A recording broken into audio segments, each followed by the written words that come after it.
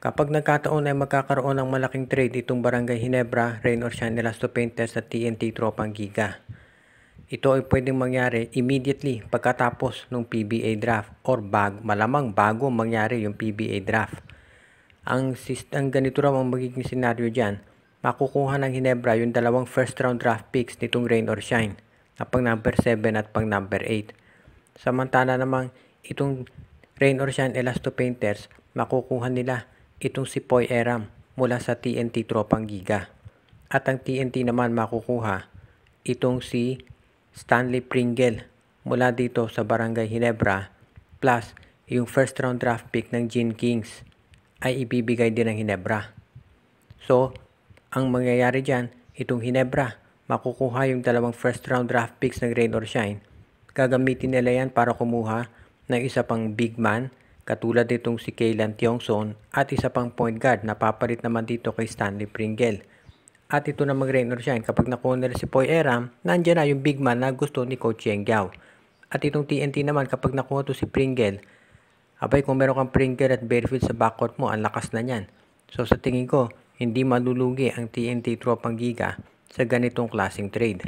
Sa panig ng Ginebra, ang importante dito kapag nakuha yung dalawang first round draft picks ng Rain or Shine Elasto Painters, magagamit nila yan para i-rebuild yung lineup nila.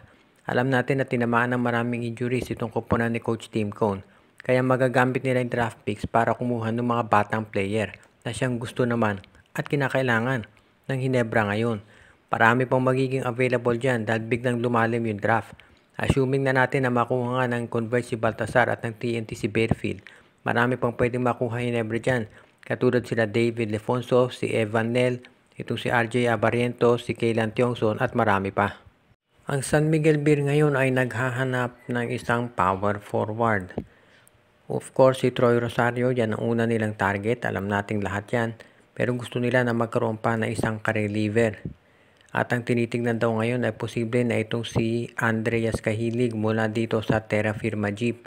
Dahil ito si Cahilig ay isang physical player plus meron tong outside scoring. So, iyan yung kinukonsidera ng SMB.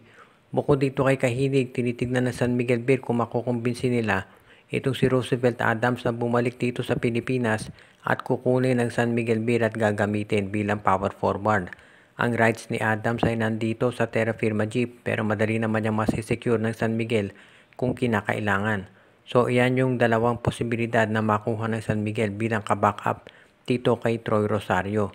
Bukod dito kay Cahilig at kay Adams, tumitingin pa sa ibang mga koponan ng San Miguel katulad nitong si Anthony Semerat ng Index o di kaya naman itong si Ken Taffin nitong Phoenix Jubel Masters.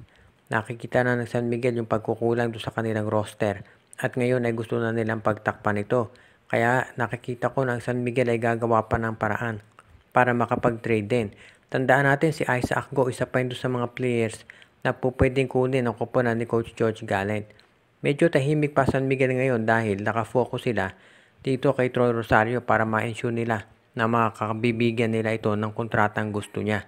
Dahil siya ang number 1 priority ng San Miguel ngayon. Kung makuha ng San Miguel ito si Troy Rosario, diyan sila magpo-focus sa pagkuha ng backup at syempre ng mga additional point guards na mayroong scoring capability. So ito ngayon ang tinitignan ng San Miguel at sa tingin ko magagawa nila ng paraan yan. Pero syempre kinakailangan magmadali din ng SMB dahil yung TNT ay gumagalaw na at gumawa na ng trade.